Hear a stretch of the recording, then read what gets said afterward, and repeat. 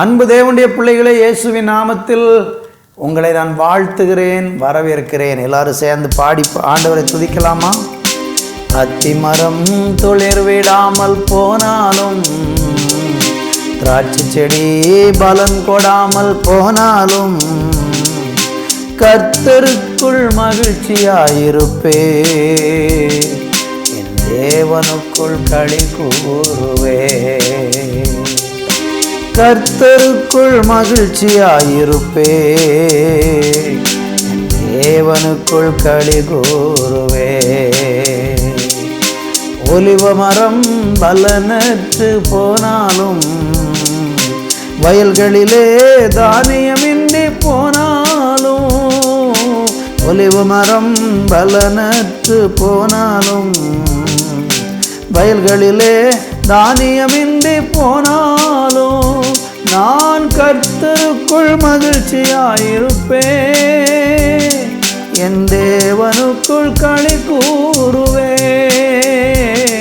நான் கர்த்தருக்குள் மகிழ்ச்சியாயிருப்பே, என் தேவனுக்குள் களி கூறுவே.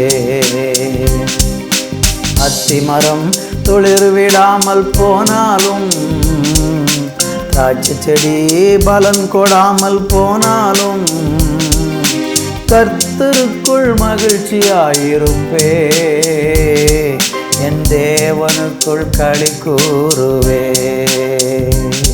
நான் கர்த்தருக்குள் மகிழ்ச்சியாயிருப்பே, என் தேவனுக்குள் களி கூறுவே. எந்த சூழ்நிலையிலும் ஆண்டவரே, நாங்கள் உமக்குள் மகிழ்ச்சியாக இருக்கிற அந்த கிருபைகளை தந்து எங்களை நடத்துங்கப்பா.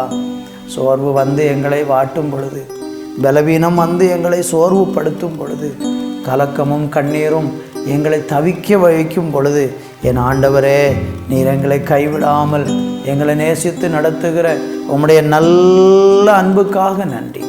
எங்களை தாழ்த்துகிறோம். இயேசுவின் நாமத்தில் ஜெபிக்கிறோம் பிதாவே. ஆமேன், ஆமேன். தேவ பிள்ளைகளே, இந்த நாளிலே தியானிக்கும்படியாக ஆபக்குக் தீர்க்க தரிசன புஸ்தகம் 3ஆம் அதிகாரம் 17, 18, 19 ஆகிய 3 வசனங்களை நான் வாசிக்கிறேன். அத்திமரம் துளிர்விடாமல் போனாலும், திராட்சை செடிகளில் பலன் உண்டாகாமல் போனாலும், ஒலிவ மரத்தின் பலன் அற்று போனாலும், வயல்கள் தானியத்தை விளைவியாமற் போனாலும், கிடையில் ஆட்டு மந்தைகள் முதலற்று போனாலும், தொழுவத்திலே மாடு இல்லாமல் போனாலும், நான் கர்த்தருக்குள் மகிழ்ச்சியாய் இருப்பேன், என் ரட்சிப்பின் தேவனுக்குள் களி கூறுவேன். ஆண்டவராகிய கர்த்தர் என் பலன், அவர் என் கால்களை மான்கள் கால்கள் போலாக்கி, உயரமான ஸ்தலங்களில் என்னை நடக்க பண்ணுவார். அன்பு தேவனுடைய பிள்ளைகளே, இந்த 3 வசனங்களிலிருந்து நாம் ஒரு காரியத்தை கற்றுக்கொள்ளுகிறோம். என்ன காரியம் என்றால், நம்முடைய வாழ்க்கையில் சில நேரம் நல்லா வாழ்ந்து கொண்டிருக்கிற நம்முடைய வாழ்க்கையில் திடீரென்று எதிர்பாராத சில இழப்புகள், சில தோல்விகள், சில நஷ்டங்கள் நம்முடைய வாழ்க்கையில் வரலாம். அதுக்கு நாம் இந்த பூமியில் வாழும்போது நமக்கு எந்த பிரச்சனையும் வராதென்று நம்ம யாருமே உத்தரவாதமாக ஒன்று சொல்ல முடியாது. உலகம் என்றாலே குறைகளும் வேதனைகளும் பிரச்சனைகளும் போராட்டங்கள் எல்லாம் இந்த உலகத்தில் உண்டு. ஆனால் அதன் நடுவில் அந்த நஷ்டத்திலையும் வேதனையிலையும் தேவனுடைய பிள்ளைகளுக்கு ஒரு நம்பிக்கை என்னென்னா, கர்த்தருக்குள் நான் மகிழ்ச்சியாக இருப்பேன், கர்த்தருக்குள் நான் மகிழ்ச்சியாக இருப்பேன். அப்போஸ்தலனாகிய பவுல் பிலிப்பியருக்கு எழுதின நிருபத்தில் 4ஆம் அதிகாரம் 4வது வசனத்தில் சொல்லும்போது சொல்கிறாரு, கர்த்தருக்குள் எப்பொழுதும் சந்தோஷமாக இருங்கள் என்று நான் உங்களுக்கு சொல்லுகிறேன் அப்படிங்கிறார். பவுல் அப்போஸ்தலன் நிருபத்தை எழுதும்போது அவர் சிறையில் இருந்து கொண்டு அதை சொன்னார். அப்போ பாருங்கள், ஒரு சிறையில் இருக்கிற மனுஷன் நம்மளை பார்த்து நீங்கள் சந்தோஷமாக இருங்கன்னு சொல்கிறாருன்னா, அப்போ அவர் எவ்வளோ தூரம் அந்த சிறைச்சாலையின் அனுபவத்தில் சந்தோஷமாக இருந்திருக்கணும்.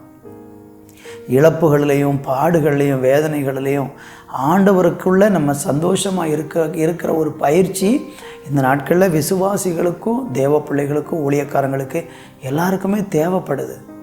அந்த பயிற்சியை நம்ம வேதத்தில் நிறைய தேவ மனுஷர்களிடத்திலிருந்து நம்ம கற்றுக்கொள்ள முடியும். ஆண்டவர்கிட்ட நம்ம கேட்கணும், ஆண்டவரே எந்த சூழ்நிலையிலையும் நான் மகிழ்ச்சியாக இருக்கிற ஒரு இருதயம் எனக்கு தாங்க.